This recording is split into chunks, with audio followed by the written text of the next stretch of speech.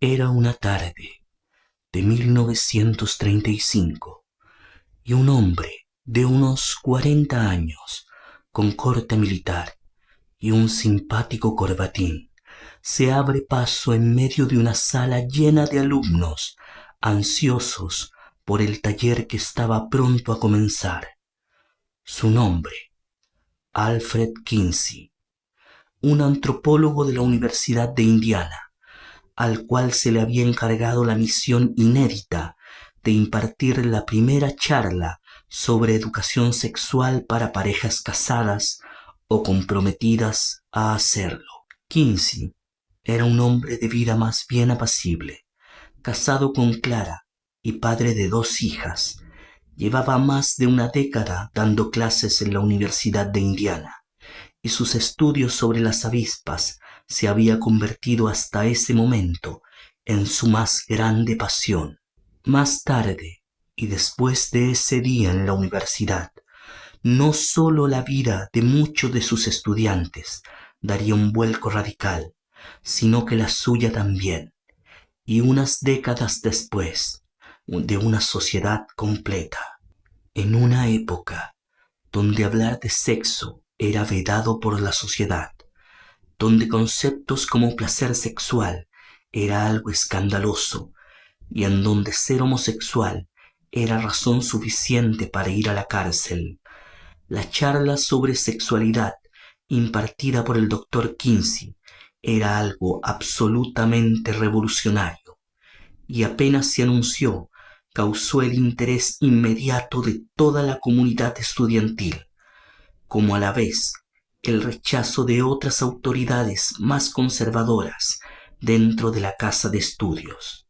En esta presentación, Kinsey no se fue por las ramas y decidió hablar abiertamente sobre relaciones sexuales y cómo abordarlas. También adornó su disertación con gráficas muy explícitas en donde se mostraban los órganos reproductores, tanto femeninos como masculinos, y hasta de una penetración. Los alumnos quedaron fascinados. Esta fue la primera vez que muchos escucharon palabras como orgasmos o clítoris. Inmediatamente, el alumnado comenzó a exigir más de esas charlas y la voz se corrió como un reguero de pólvora. Debido al éxito obtenido, la universidad decidió programar nuevas fechas para la realización de próximas charlas de sexualidad, mientras el profesor Kinsey se había convertido en toda una celebridad dentro del campus. Se había ganado el corazón y el respeto de todo el alumnado, y muchos comenzaron a acudir a él en secreto para contarle sus preocupaciones sexuales. Poco a poco ya no se dio abasto para tantos alumnos, y fue que Alfred Kinsey decidió realizar la primera investigación masiva para conocer los hábitos y conductas sexuales de los seres humanos. Kinsey se dio cuenta de la escasa información sobre sexualidad que existía, de la ignorancia enorme sobre todo lo que rodeaba el sexo, y también basado en su propia experiencia personal, al haber nacido en una familia protestante, en donde nunca oyó hablar de ningún tema relacionado al cuerpo humano, y con un padre muy estricto en lo religioso. También de la ignorancia con respecto a esos temas que él mismo experimentó con su esposa Clara, al no poder concretar una relación satisfactoria durante la primera noche de bodas. Fue así que Kinsey elaboró un cuestionario muy específico para conocer los hábitos sexuales de sus alumnos. Se reunía con ellos en su casa y todos se abrían a contarle hasta sus más guardados secretos. Pronto, el campus se le hizo pequeño a Kinsey y su investigación lo llevó a entrevistar a todo aquel que tuviera cerca, colegas de universidad, empleados, vecinos y familiares, llegando a reunir por mano propia cientos de testimonios muy diversos. Pero más tarde que temprano, tuvo que ceder ante las presiones de las nuevas autoridades de la universidad, los cuales lo pusieron entre la espada y la pared. Él podía seguir dando charlas de sexualidad a sus alumnos, pero debía dejar su investigación, la cual causaba grandes molestias no solo a los padres de los alumnos, sino que también a sus colegas. Fue así que Kinsey se vio en la imperiosa necesidad de dejar su gran pasión, que era la enseñanza de la antropología, y renunciar a la universidad para seguir sin presiones con esta nueva pasión que había descubierto, el estudio de la sexualidad humana. Una vez en completa libertad, Kinsey comenzó a recorrer todo Estados Unidos, recolectando todo tipo de testimonios, personas de todas las edades, profesiones y clases sociales. En Chicago, Kinsey quedaría fascinado por los bares y clubes gay y descubrió un mundo oculto para la gran mayoría, y por primera vez en su vida se decidiría a dar rienda suelta a deseos y sentimientos reprimidos desde siempre. Hasta ese momento, sus experiencias con el mundo homosexual habían sido solo momentos fugaces, pero en este nuevo ambiente, por primera vez se sintió libre de ser quien realmente era. Pero a la vez que ocurría eso, también se daba cuenta del temor de vivir en un mundo homosexual, de cómo la sociedad completa los encasillaba como seres extraños a los cuales se les debía condenar y aislar. Kinsey también visitó las cárceles, en donde también se percató de las prácticas sexuales de estos hombres privados de libertad, y en donde mantener actos sexuales entre reclusos del mismo sexo no solo era una práctica habitual, sino que hasta una necesidad. Kinsey entonces llegó a la conclusión de que la orientación sexual humana era muchas veces determinada por la sociedad donde vivías y te educabas, más que el sexo con el que nacías. Culpó no solo a la institución de la familia de promover una falsa educación sexual, sino que también a las férreas normas religiosas impuestas por la Iglesia Católica, quienes no permitían que el mundo se enterara de otras realidades. Entonces, decidió dejar de lado todo lo aprendido durante sus primeros años de infancia con su padre protestante y volcarse y convertirse en un ateísta acérrimo. Fue un tiempo en donde Kinsey descubrió que en el mundo existían tantas diversidades sexuales como estrellas en el universo, y se prometió darles voz y sacarlos del anonimato. El objetivo final de Kinsey era reunir las historias sexuales de 100.000 estadounidenses, un trabajo titánico del cual sabía que no lo podía realizar por sí solo. Pronto, su investigación llamaría la atención de la Fundación Rockefeller, quienes quedarían fascinados con su trabajo y le propondrían algo que Alfred Kinsey no podía rechazar. Ellos financiarían la primera oficina sobre investigación sexual en los Estados Unidos, y de la cual él estaría a cargo. Fue así que Kinsey tomó un nuevo aire, y entonces escogería y contrataría a un grupo de personas de mentalidad muy abiertas, los cuales lo ayudarían en sus entrevistas y averiguaciones, entre ellos Paul Gebhardt, Clyde Martin y Walter Pomeroy. Entonces, el equipo completo se enfocó en cumplir con los cientos de entrevistas que se habían dispuesto y comenzó a elaborar lo que se llamó el Informe Kinsey, un estudio muy acabado sobre la vida sexual de la sociedad norteamericana. Y tras meses de edición y análisis de datos, el 5 de enero de 1948 se publicó el libro La conducta sexual del varón, un verdadero batatazo que desnudaba la vida íntima de una gran parte de los hombres estadounidenses. El libro se convirtió inmediatamente en un éxito sin precedentes, y en un par de semanas ya había superado las 200.000 copias vendidas. Todos los medios, televisión, diarios, revistas, hablaban de él y daban cuenta de los datos obtenidos, y Alfred Kinsey se volvió una celebridad a nivel nacional. Su nombre estuvo en boca de todo el país y no había universidad o institución que no quisiera contar con su presencia. Pero a la vez que ocurría esto, también llegaron las primeras polémicas. La más preocupante se encontraron entre las tablas de sexualidad 31 a la 34 del libro, en donde se mencionaba sobre la conducta sexual de menores de edad.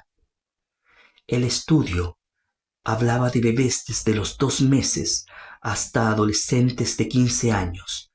Más adelante, en el libro se señala que la información basada en los menores fue proporcionada por adultos que tuvieron alguna especie de acercamiento sexual con ellos. En aquellas tablas también se puede leer cómo se experimentó con menores de 1 año de vida, estimulándolos durante más de 1 hora para concluir que finalmente estos podían sentir placer sexual. Todo esto llamó inmediatamente la atención de los lectores, y todos se comenzaron a preguntar de dónde Kinsey había sacado estos datos.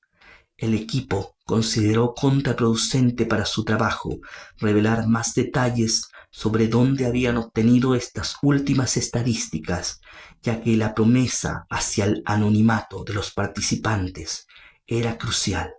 Sin darse cuenta, Alfred Kinsey había cruzado una línea muy delicada. Kinsey estaba de cierta manera forzando a que se aceptaran otras conductas, como cuando instó a todos sus compañeros y esposas a realizar intercambios de pareja, situación en la que hasta su propia esposa Clara participó. También a experimentar con la homosexualidad, entre otras prácticas. Sobre las tablas 31 a la 34, antes mencionadas, un par de años después, la autora Judith Reimann revelaría en sus libros Kinsey, Sexo y Fraude y Kinsey, Crimen y Consecuencias, que los cientos de datos sobre las conductas sexuales de menores de edad fueron aportados por el pederasta Rex King, también llamado Mr. Green, un hombre que había abusado de cientos de niños durante toda su vida, sobre todo de pequeños inmigrantes mexicanos. En algún punto, King y Kinsey se reunieron muchas veces y sostuvieron largas conversaciones. King le contó sobre sus experiencias y le enseñó todo lo que tenía documentado sobre los menores, desde cómo seducirlos hasta sobre sus orgasmos. Kinsey no dudó en utilizar la información proporcionada por el pederasta para sus fines. Pero no sería el único. El nazi Fritz von Ballutzek, también pederasta, cuando fue detenido en Alemania y llevado a juicio por sus crímenes contra menores de edad, señaló en el juicio también haber trabajado con Alfred Kinsey, al cual le enviaba detalladamente cada uno de los abusos que cometía. También Kinsey buscó en las cárceles los testimonios de aquellos presos condenados por abusar de menores de edad y recopilaría sus historias. Un muy fuerte testimonio se conocería décadas después, cuando una mujer de nombre Esther White relataría cómo Kinsey habría financiado a su padre y a su abuelo para que éstos le dieran detalles de los abusos que cometían con ella cuando era solo una niña. Kinsey llegó a afirmar que el ser humano podía sentir placer prácticamente desde su nacimiento, y en una frase afirmó en cierta ocasión que era difícil entender por qué un niño, si no es por su condicionamiento cultural, debía sentirse violentado al serle tocados sus genitales. Su asesor, Walter Pomeroy, también afirmaría que los estudios de Kinsey habrían revelado las bonitas y satisfactorias relaciones entre algunos padres y sus hijos. Si bien no hay pruebas para afirmar que Alfred Kinsey o alguien de su equipo haya participado directamente de algún acto prohibitivo con menores de edad, ya el hecho de avalar y ocultar estas prácticas deja un gran cuestionamiento sobre la investigación que se había realizado. Ahora, y si bien todas estas situaciones se supieron muchas décadas después, el primer y gran cuestionamiento al trabajo de Kinsey provino del mundo científico, ya que expertos en estadísticas salieron a cuestionar no solo la investigación llevada a cabo, sino que también el método utilizado. Al parecer, Kinsey habría manipulado los resultados con el objetivo de beneficiar con ellos a cientos de grupos históricamente silenciados de la sociedad, como lo eran los homosexuales de la época. Las muestras en realidad no representaban a todo el gran espectro de la sociedad estadounidense, como se decía al principio, sino más bien a un cierto grupo de personas con gustos muy específicos. Todo esto llevó a su principal benefactor, la Sociedad Rockefeller, a cuestionar el trabajo de Kinsey y su equipo, e incluso envió a un grupo de expertos en estadísticas a negociar con él otra forma de investigación, pero Kinsey se negó rotundamente. Kinsey pensaba que al igual que sus avispas, todos los seres humanos teníamos sutiles grados de diferencia en nuestras sexualidades. Entonces diseñó lo que se conoció como la escala de Kinsey, en donde el grado 1 eran las personas completamente heterosexuales y el grado 7 eran las personas completamente homosexuales. El resto compartía rasgos y deseos sexuales tanto por lo femenino como por lo masculino, en menor o mayor medida. A pesar de todo, aún el equipo de Alfred Kinsey tenía algo más que decirle a la sociedad estadounidense. Su próximo libro abordaría exclusivamente la vida sexual de las mujeres. Es entonces que a Kinsey se le ocurre una idea muy particular. Deseaba grabar a mujeres teniendo relaciones sexuales. Para eso se valió de su compañero Walter Pomeroy para llevarlas a cabo. Quería averiguar cómo eran sus orgasmos, porque algunas llegaban más rápidos a ellos y otras parecían que tenían múltiples, entre otras experiencias. Por otro lado, también filmaba a hombres masturbándose y en otras prácticas. Definitivamente, aquello ya había dejado de ser una investigación sobre la sexualidad de la sociedad en sí, aunque todavía lo vendieran como aquello. Y luego de mucho esperar, el 20 de agosto de 1953 salió finalmente a la venta el libro La conducta sexual de la mujer, convirtiéndose en un éxito de inmediato, incluso más que el primer libro. En este se hablaba abiertamente de orgasmos y masturbación femenina, también de la infidelidad y de relaciones íntimas entre mujeres, entre otras materias. Ya en esa época, en pleno inicio de la Guerra Fría, muchas instituciones comenzaron a ser cuestionadas, entre ellas la Fundación Rockefeller, a la cual se le culpó de querer debilitar la sociedad estadounidense al apoyar las investigaciones de Alfred Kinsey. También, y después de 2 años de una profunda investigación sobre los métodos utilizados por Kinsey para realizar sus estudios, los estadísticos de la Fundación presentaron finalmente sus conclusiones finales, señalando que se habían cometido serios errores en su muestreo, y la Fundación Rockefeller entonces decidió no apoyar más los estudios del antropólogo, cerrando todo tipo de financiamientos futuros para aquellos. Y aunque Kinsey buscó otros financistas, las puertas se le habían cerrado por completo. Entonces se sumió en una profunda depresión, lo que lo llevó a explorar ámbitos más oscuros de su propia sexualidad, como el sadomasoquismo, infligiéndose dolor a sí mismo para hallar placer. No podía dormir por las noches y debía tomar frecuentemente todo tipo de medicamentos para mantenerse estable.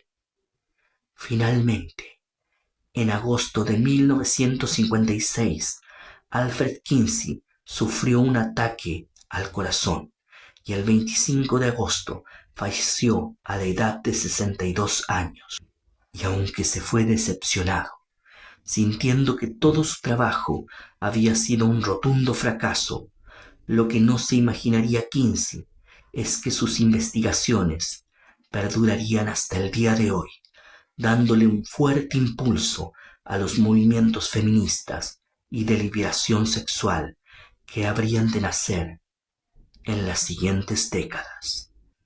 Bueno, y ahora cuéntame, acá en la caja de comentarios, ¿qué te pareció esta historia? Te pido que le des like a este video y sobre todo que te suscribas para que sigamos contando juntos estas historias. Soy Mr. Historias y los espero en la próxima.